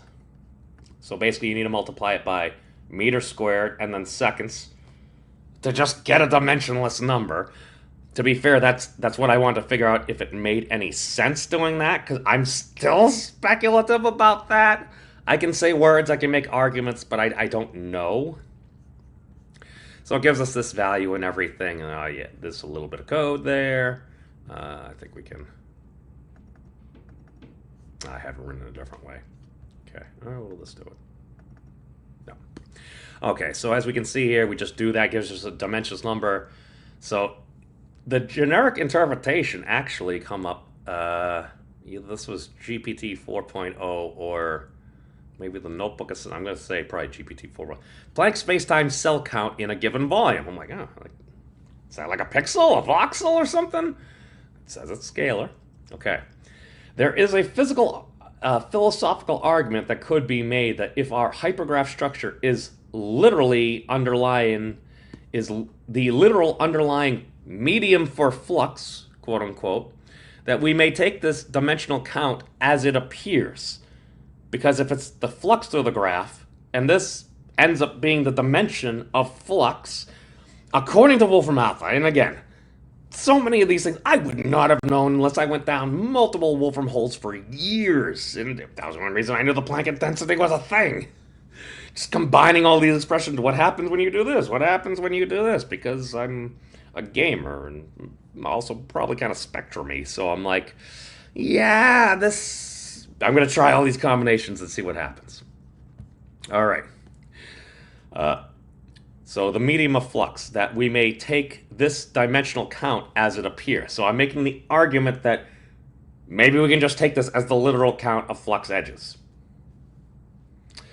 This is quite reckless, and we should caution the reader, again, this is a speculative result, because it's such a crazy result, and it's like, listen, before people latch on and say this is how it is, it's like, caution. Proceed with caution. However, taking this numerical count of flux seriously and plugging it into our framework for Z leads an elementary length of the magnitude. So basically, we're taking this ginormous number here, we're taking the square root of it, so we're raising it to the 1/2 power. That result leads to a Planck intensity times, this ends up being the scaling factor. Because let me go to the Wolfram pages real quick. So this is easier to explain if we actually go over here. So let me stop sharing for just a moment, and then we'll just go through real quick the Wolfram methodology, so to speak. All right. So units and scales. Okay. So this is where I spend probably the most of my time on it, because they're going through. It's like, all right. Once you have an elementary time, well, you basically just divide it by C. Or basically, if you have an elementary length, your elementary time is going to have a magnitude, if you're using Planck units here, will have that about 8 magnitude, or basically the proportionality factor of c between those, given our coherent unit structure. Okay. So basically the whole thing is they go through and they're estimating. You keep on seeing this thing, so it's like, so elementary time is Planck time divided by the square root of this scaling factor z, g. So as you can see here, they're just taking the generic magnitudes. They don't even have any of the significant digits or anything there. They're just taking those rough magnitudes, and then the energy is going to be Planck energy, blah, blah, blah, 10 to the 9 joules. Okay, so LP, TP, and EP are the Planck length, time, and energy. Okay. Now, the thing is, they're trying to estimate G. So the crazy thing is, they went by in a completely different method. It was computed by estimating time of universe. So I think they use the Hubble time in here. So yeah, you got the Hubble time divided by the elementary time, and then you got this K proportionality factor, which probably should be investigated more because speculation. Okay, so they have all this stuff. So long story short is, I think this is the almost quadratic recurrence constant, because so they have this transcendental equation. So they're plotting it to try to estimate that as a function of k. So they're getting that about 10 to the 61 number. We had like a 10 to the 57 number or something. Okay, so they have this. So long story short, that scaling factor is somewhere between 10 to the 112, and they're estimating maybe 5 times 10 to the 117. They're estimating it 10 to the 116 because it seems to be within the magnitude of this calculation. You can believe whatever you want there. So long story short is, they get these elementary units by using that scaling factor. So they're literally, and again, they're not even using any of the significant digits, just the exponential powers to determine an elementary length of about 10 to the 93 meters, elementary time about 10 to the minus 101 seconds. So that's how they're going through and doing that. And then the other part is, so this is the maximum entanglement speed for an observer. Okay. So they're literally just doing, it should technically be frequency, which would just be 1 over the elementary time. But they're saying, in connecting to observable features of the universe, it seems better to quote in terms of the energy associated with the edges in the causal graph, in which the results based on our estimates is elementary energy divided by elementary time equals this. It's about 10 to the 52 watts, so that's about like 5 solar masses a second. This seems very large, blah, blah, blah. Now, if you just go to Wolfram Alpha and you realize, one, these units are based upon Planck units, okay? And if all these units that we're going through here, like elementary energy and elementary time, these have the same scaling factor. It's taking the same square root of a scaling factor, but this is the same factor. So that means the proportional relationship between these things are going to be the same. So this is just going to end up being whatever a smaller version of the Planck energy. This is going to be a smaller unit of the Planck time, but they're going to be scaled. Let me just show you. Because all it is literally the Planck energy divided by the Planck time here. When you see this whole thing at the bottom. That zeta, a maximally entangled observer, so to speak, whatever that might be. Now, it could be compared to maybe an astrophysical process, maybe, but, so if you just take Planck energy divided by the Planck time, and you don't drop the numerical factors there, it tells you it's the Planck power, because that's what it's going to come out to be. Now, you can do more and stuff. I feel like a lot of this just comes from a lot of folks they're programmers. They work within the mathematical style notebooks. And you can do these general calculations. If you want the full relationship, you can query Wolfram Alpha, and it will eventually give you some things and stuff. But this is also one of the reasons, this is also how Thad taught me. So all the stuff is just given directly right here. So that's the only reason why I knew. And yeah, so you got an energy. You throw one more time derivative down below there, and it gives you the dimension of power. and it tells me it's the Planck power. So I'm like, well, according to this, if we take this seriously, that would mean a maximally entangled observer is outputting the Planck power. What does that mean? I could highly speculate on that, but that's that's not for our current discussions. Let's just go to watts. So okay. So okay. So yeah, it's, what did it say? How many solar luminosities per second? Okay. It's a lot. It's a lot. That's a lot of power right there, folks. All right. So we can go back from there. Let me, oh, sorry. Pardon. All right. Where are we at? I think Bill, his comment there was just like, he's comparing the Wolfram methodology to like quantum field theory. He's like, I think he goes on later, and I probably cut him off there. He's like, well, what are particles in quantum field theory? He's like, he says something along the lines, he's like, quantum field theory kind of wusses out, so to speak, in that they're like, some vibration in a field there. Maybe we could, I don't know, maybe represent by some form of a frequency, because you can always do, get the Compton frequency or the Compton wavelength by taking Planck's constant, and then, or at least the wavelength, it's Planck's constant divided by whatever the mass of the particle is divided by the speed of Planck's constant divided by speed of light times that particle's mass, and then that will give you out its wavelength, I believe. It's well, see, that's the thing. It's I don't even think they've gotten to the gravity yet or anything. It's, you might be able to do some replicas of maybe some black hole mergers, which is interesting, and I need to read a lot more about. So, oh no, what are we gonna do without eggs? You know, oh God, we're talking about different sauces now. Oh wow, so much delicious talk going on. It's, oh yeah, oh, once we get all that information from Vera Rubin, that's gonna be, I don't know. I don't know. Even Stephen Wolfram is saying, well, what are we going to do with all this extra data if we don't necessarily know? It's like, I think maybe we could learn some things. It's, again, especially if it's new data, novel data, or even much better quality data. So let's go back over here. Okay. So as we can see here, we go back over here. So we just took the Planck intensity, which is a really big number. It's like 10 to the 122. But that was energy flux density. So I literally just divided out the Planck energy.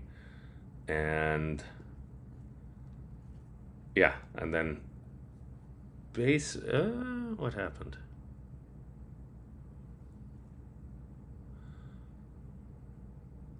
Yeah, because the Planck energy is 10 to the 9 joules, so it ends up being about 9 magnitudes of difference, not 44. That's force. All right. So the interpretation: effective elementary length scale derived from flux count z, she, and then elementary length is approximately, okay. The original estimate, as we saw before, was about 10 to the 93 meters, and that. So this comes out to be 6 times 10 to the 92 meters. So this result is a 1 magnitude off from the initial physics project estimates. The seemingly remarkable thing is that the original estimates were calculated in a very different way. The original estimates use a logarithmic plot, which is basically using the Hubble time over there. The original calculation uses the Hubble time, age of universe, to help estimate chi. Further calculations and transcendental equations are employed to generate a logarithmic plot, c.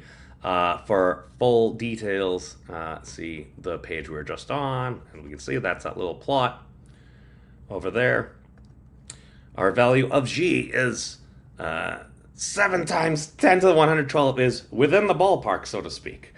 Again, perhaps a simple numerological coincidence, but does raise the question: why is it a coincidence, and may there be something deeper? So, yes, bada bing, bada boom. Oh, jeez. Oh, Indrahil. Yeah, it's, I had meant to Message professor. I had met. I forgot his name, but I remember. Yeah, he had asked about people he should interview. I'm like, I still need to message him that. That's a good idea. Thank you for reminding me. God, I'm so scatterbrained. All right. Following our given convention, we find the following results for our elementary time and energy. So time, we get 2 times 10 to the negative 100 seconds for elementary time within using the Wolfram framework. So that compares to the original estimate of 10 to the minus 101 seconds. So we're within one magnitude there. Energy, 4 times 10 to the minus 29 electron volts versus elementary energy of 10 to the negative 30 electron volts, so we're within one magnitude there. Again, we must stress the only reason this path was followed was the seeming ability to replicate the original physics project estimates by another methodology. However, as has been highlighted earlier, if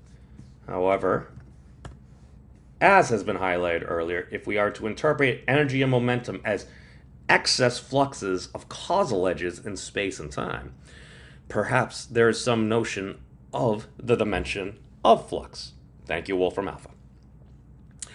Following the same schema, we return elementary values for the following dimensions of measure.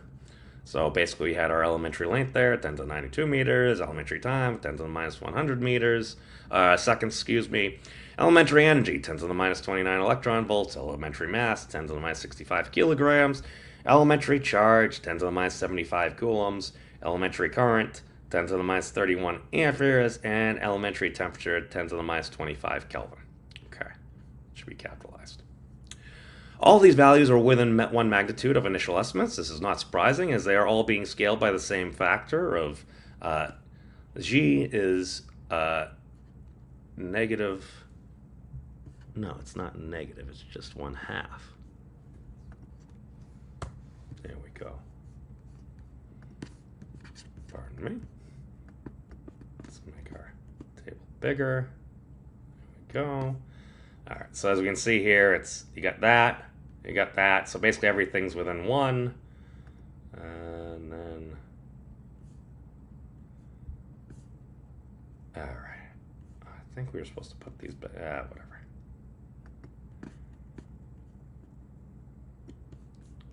Okay.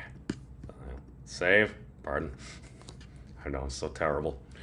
For instance, whatever value we set for G, the magnitude difference between the elementary length and time will be C, or the speed of light in a vacuum.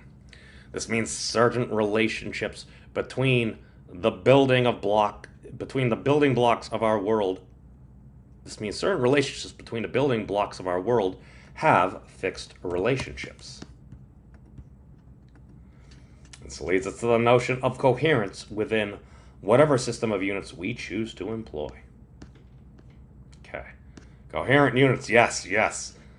That video that had was very impactful. That's often why I refer to it. Okay.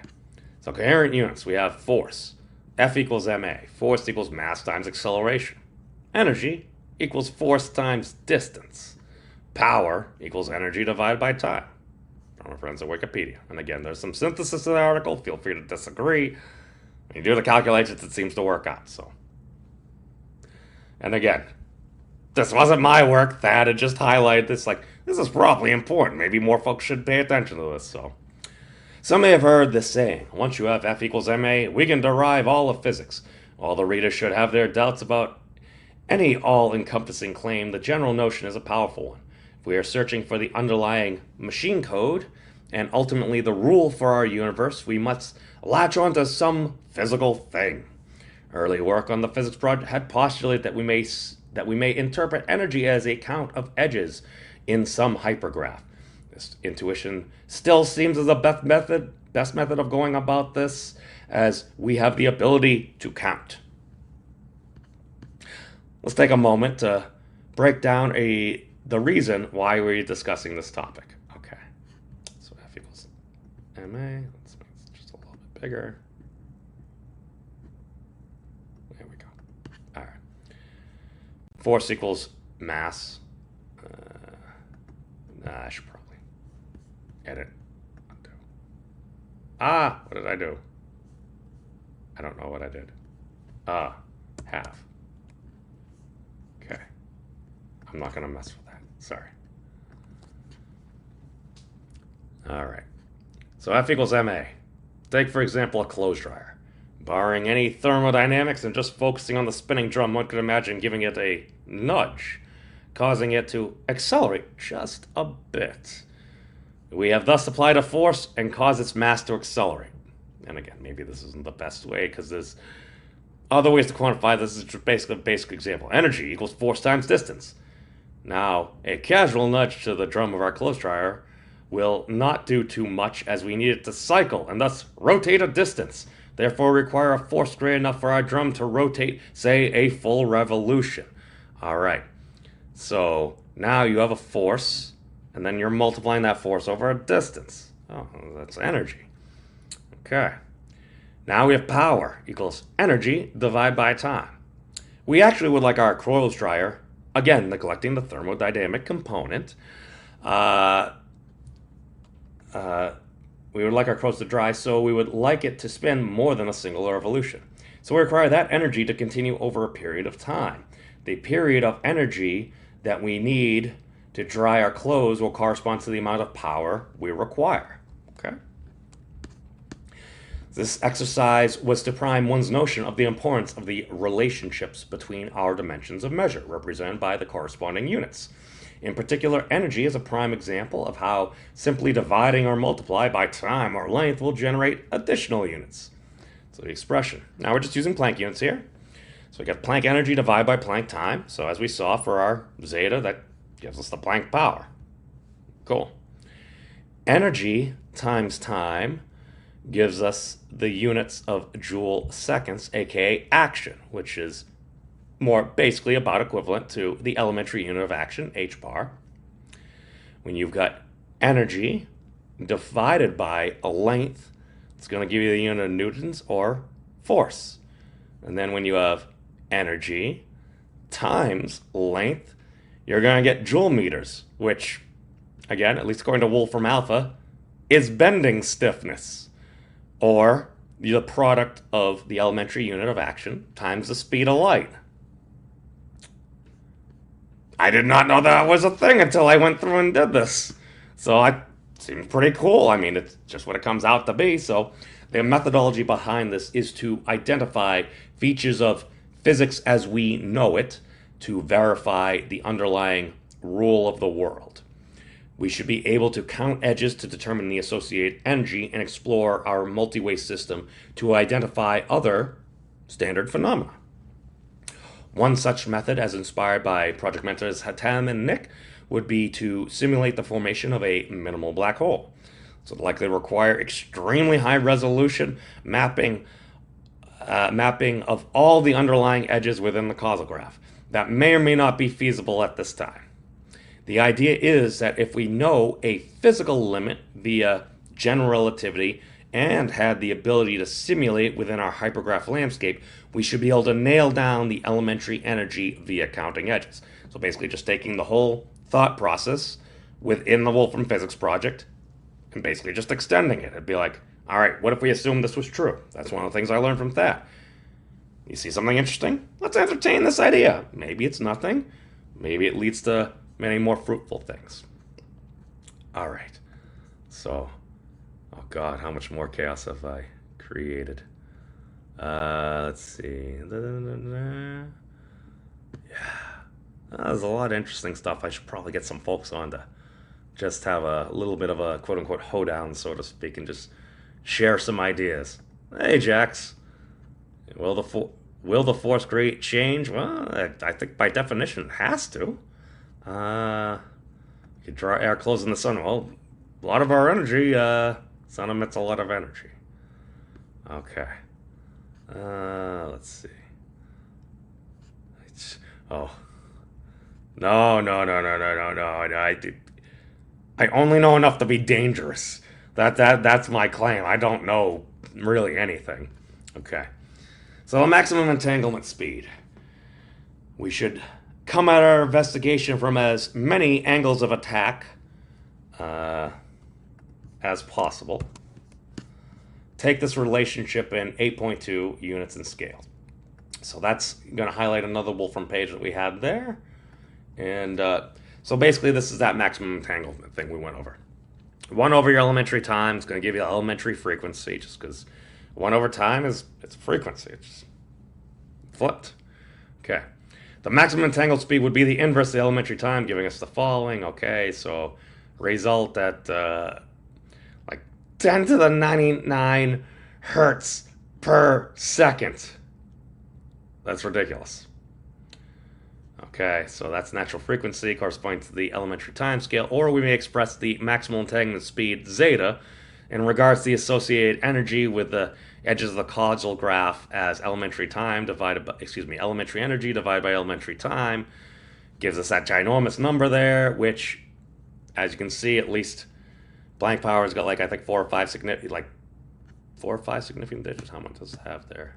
It's got like 4 significant digits on Wolfram alpha, so the deviation comes from the rounding error there. At least that's what it appears to be.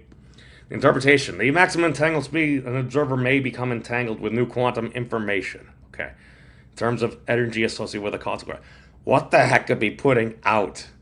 Like 10 to the 5 solar luminosity. Or it ends up coming down to you are putting out a Planck mass worth of energy per Planck second. So basically, you're putting out a Planck energy or about the magnitude of the energy in a lightning bolt every Planck time. There's a lot of Planck times in 1 second. That's why it's so frickin' ginormous. What might that be? We could speculate about that another time. So it appears the maximum entangled speed, when expressed in terms of the energy associated with edges in the causal graph, is the Planck power. This is not because we just happen to guess G correctly. This is because we have coherent units related to each other, as the Planck energy divided by the Planck time will always yield the Planck power. No matter what we choose to scale them by, as long as it's the same magnitude for both, we shall derive the same relationship. Yeah. So, philosophical interpretations. What does all this mean? Interpolations. Using the current framework, we interpret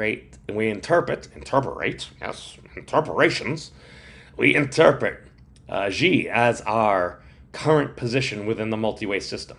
This raises the question, if G continues to increase, that means our elementary units will continue to decrease in magnitude, because we're dividing it by the square root of that count, right? That means our elementary units would continue to decrease in magnitude. However, if we attribute the magnitude of G to the magnitude of the Planck flux, this has correspondence with the other Planck units. And if it were to change, would this not alter the other units as well? If there was a change in G, would our other unit and our early units were to change as well, this would lead to an interesting scenario that we may not even notice. It's like, what is it? When somebody, I forget which physicist, would like, oh, everything is expanding. And someone's like, Brooklyn is not expanding. Just everywhere else within our observable universe, so to speak. It kind of appears to happen. Now that would be interesting, because it's like, well, what if everything's getting bigger? And people have said this, and I think Dan, but I think somebody at the conference had said this. Well, if it's all going at the same rate, would we notice? If you took this interpretation and things were just going to keep getting smaller, it's like, well, if everything was getting proportionally smaller, would we even notice? I don't know. Perhaps this would net out to no change. If that were the case, one might interpret that as no further expansion of the network was occurring. If this were true, that would mean that there would be no more expansion in our universe. Perhaps we are in some maximally expanded state. Entertaining this idea then brings up the issue of cosmological observations. Space seems to be expanding. How can we account for this observation? We would need to attribute it to some other physical mechanism. Perhaps dark matter and energy may help us account for these effects. One could imagine, if we were in some maximally extended state, that rewritings of our multi-way system may account for these observed phenomena. Again, that's a conjecture. An alternative hypothesis is that G accounts for a proportionality constant for the minimum volume according to modern physics, the Planck volume. It may be interpreted as the maximal flux or rewritability of space. Wow. Okay, that's not a normal word. Perhaps it is the maximum amount of causal edges in this minimum of space, or even EAMs, atoms of existence. This interpretation may have merit, and to do so, we must come full circle within this Wolfram hole, so to speak. We came to this seemingly crazy interpretation from advice and homework from Xerxes and Professor Wolfram. Perhaps if we look at our conjectured value of a G for its dimensionful context, we may find a clue. Let me find a clue. Returning to where it all started within this analysis section, anything we directly observe must ultimately have a signature in the causal graph, and a potential hypothesis about energy and momentum is that they may simply correspond to excess fluxes of causal edges in time and space. And they go through there. Okay. Here's where we get to the interesting part. And again, maybe this is just all a coinky-dink. It might just be all a coinky-dink again. I'm emphasizing that so much. But there's some interesting things if one were to take this seriously. Let's take the definition of Planck flux and multiply it by its energy equivalent. So you got 1 over Planck length squared times Planck time. That's the Planck flux. Hold on. Let me go back here real quick, just because I'm saying these words, and so I'm just going to show you exactly how I got here. So we're kind of doing the obvious thing here. So what we do, we initially did literally Planck intensity. It's crazy. Energy flux density. Okay. Divided by the Planck energy. This is literally the thing that I'm using here. Just within this, I'm just literally just stripping the dimensions or considering that an actual count. Interpretation. Flux. It does have other interpretations. Anything useful? Oh, Schrodinger quantum mechanical probability current density, or fluence rate. AKA, it's 1 over Planck length and Planck time. Okay. We return. So I'm just showing you literally how I went through and got this. And we'll go over why I was even looking in that area to begin with. Thank you, Rick. So we have this here. So, all right. So if we take the Planck flux that we just had, and then we just, oh, sorry, I'm still showing the same thing. So here, oops, wrong screen. So let's just do this. 1 over that stuff that I showed there. So Planck length squared, Planck time, boom, boom. There we go. It gives us this thing, times flux. So what do? We multiply it by Planck energy. So the maximum of energy. Oh, look, it brings us right back to the Planck intensity. What is that? Energy flux density. Oh, flux times energy is going to... Oh, imagine my shock. I don't know. So... Oh, sorry. Got to go back. Sorry. Share this guy. Share this guy. Well, Jax, you thank the folks that have taught you things, and I've learned a good deal from a number of folks on here. So,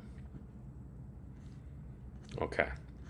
So as we can see, we have interpretation: energy flux density from Planck scale spacetime, volume scaled by Planck energy. Okay, dimensions. That's over times to the -3. Okay. So let's do the same for momentum. So we're literally taking the same thing, we're multiplying it by the Planck momentum there. What do we get? Oh, it seems to be the Planck pressure. Wait a second. Huh. Pressure or energy density of Planck scale. Okay. We return to Planck intensity and Planck pressure. These are maximal states for a given Planck volume. If we were to actually achieve this energy or momentum within such a volume, we would create a black hole. Because that's the maximum. It's kind of like trying to cram the Planck mass into a Planck volume. It seems like things would create a black hole. These correspond to the limits of energy and momentum within a minimal system. In this case, the Planck scale. Within Wolfram physics, this could be seen as the maximum number of causal edges crossing a space-like hypersurface in regards to energy, and maximum number of edges crossing a time-like hypersurface for momentum. However, the question still remains. If this is an interpretation of a minimal physical unit such as the Planck volume, why does it correspond so well to our estimated position in the multi-way system? The simplest answer is a mere coincidence and has no true correlation. Occam's razor would suggest that the simplest answer is the most likely. The alternative immediately raises a plethora of questions. Why is there any apparent correlation? Does she change? If so, does that mean all the units within modern physics change as well? Would we even be able to tell if everything were changing in sync? If she does not change, does that mean we are in some maximal state? How the heck could something that we intuit from a minimum have any correlation from How the heck could something that we intuit as a minimum have any correlation to a maximum? These are interesting questions for future work. Okay. We're just going to finish reading. All right. Concluding remarks. Units have a rich entangled history with observers like us. We have developed a system of seemingly arbitrary bases for the world. Remarkably, once we have chosen a basis for these dimensions of measure, the relationships between them allow us to peer deeper into nature. The meter and second, however arbitrary, once set will ultimately yield the speed of light c, as will other units for mass, current, charge, and temperature via coherence. Within the scope and methodology of Wolfram physics, we stumbled, so to speak, across a highly speculative relationship. This speculation, if taken literally, appears to reproduce initial estimates of the physics project within about one magnitude. While this is likely a coincidence, it does raise the question. What if it was not a coincidence? Aside from this coincidence, the original methodology of edge counting within our multi-way system seems like the best way of accounting for energy. Energy and its relationship with time and space appear to be the most promising path forward for rooting our system in reality. Whatever the elementary time, space, and energy end up being in our universe, their relationships should help guide our path forward. Okay. Acknowledgements.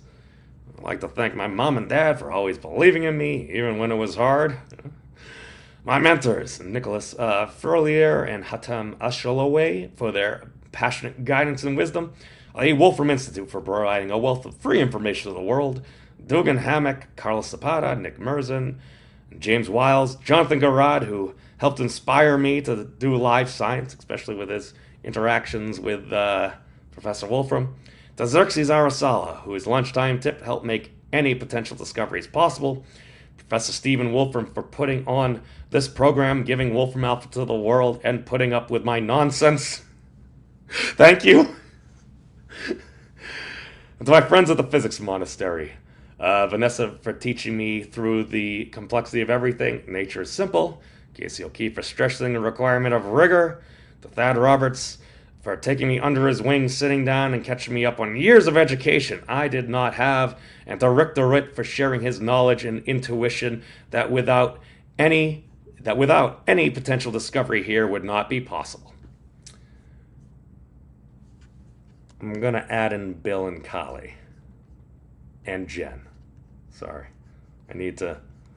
Just because I'm thinking you give credit to all the different folks. Let's see. To Jenna Scharf.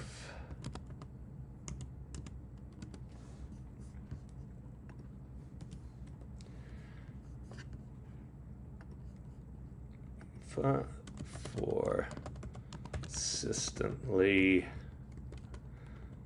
holding my words to account. Let me just make sure I spelled Jen's name right, sorry. Let's see. Yeah, I totally spell.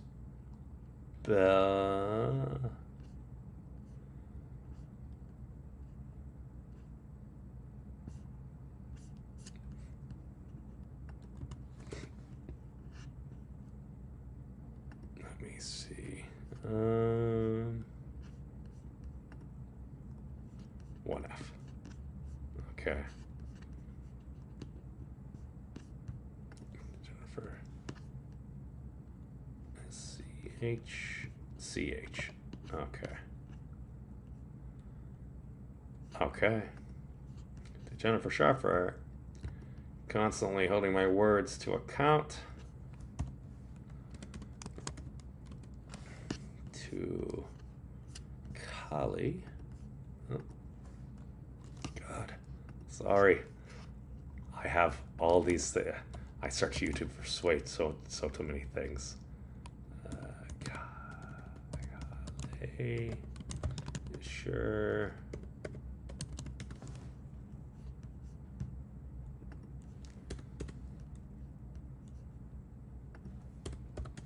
I can't spell for anything. Wow. Okay. Copy.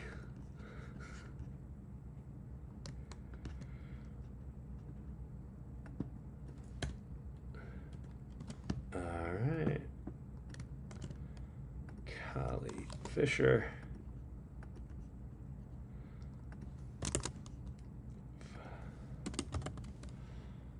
For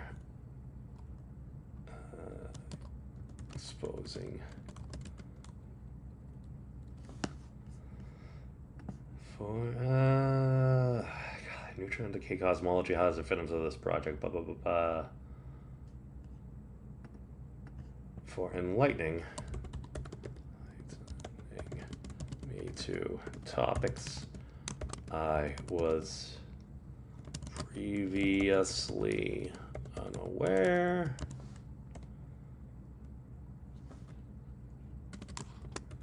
Bill Manuel. And I think it was Deborah. Oh God, Bill, I forgot your wife's name. I'm sorry, hold on.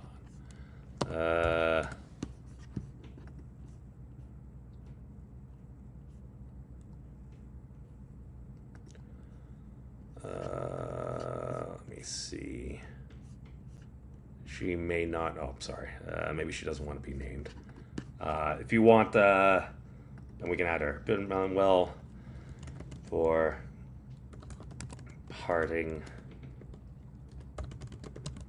the taking observers seriously.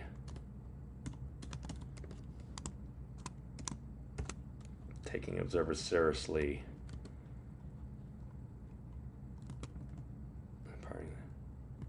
Roach. Then me. There we go. All right. I'll save this thing. All right, thing is saved. Big money, no whammies. Big money, no whammies. Okay. God, I have so many messages. I need to catch up. Wow, 2 hours. Jeez. We've, okay. It's up to you. I'm going to leave this as is right now.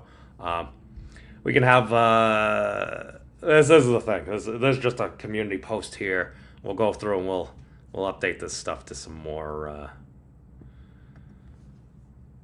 God, desktop. That's, I always lose these things. That's the one thing within Mac's file systems. Leads stuff to be desired. All right, up, and this will be 36. All right. All right. So that's It's basically the kid in caboodle. I think. Does that term still mean anything? What does that term even mean? A kitten in a caboodle. I don't even know what a caboodle is. Is it a kid in caboodle? I'm sorry. I'm just murmuring words. Wow, that took a lot of brain power to actually go through, read, and try to do stuff. Okay.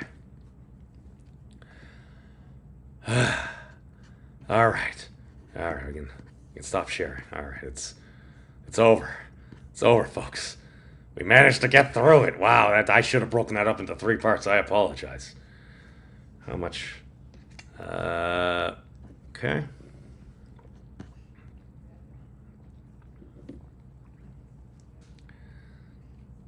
Spanning unit. Well, the interesting thing is, even in the first section, we're talking about personal cubit, basically like the length of your forearm to your fingertip. Most generally, it's going to be about the same thing, but if hypothetically, yeah, it's going to change over time because bodies change and stuff. So I don't know. Maybe that's not such a stretch, so to speak. I guess pun intended. Rick is commenting universal embiggening. That actually has kind of a rig to it. The lending change our view. That's supposed to be future work. The Observer. That was the other go-to part. Had I not stumbled upon some more interesting things that I would have just gone down and just said, from a philosophical perspective, if you were an observer the size of an ant, or what if you were a microbe? What happens if you were an atom itself? What if you were on the Planck scale? What the heck would you even be seeing? I was skeptical of that. I'm thinking that is actually a very useful idea because we should actually be able to trail and see if is there a common magnitude or range that if we weren't to have arbitrary units, so to speak, that might cohere, is there a more appropriate scale? And maybe there is. Maybe there is.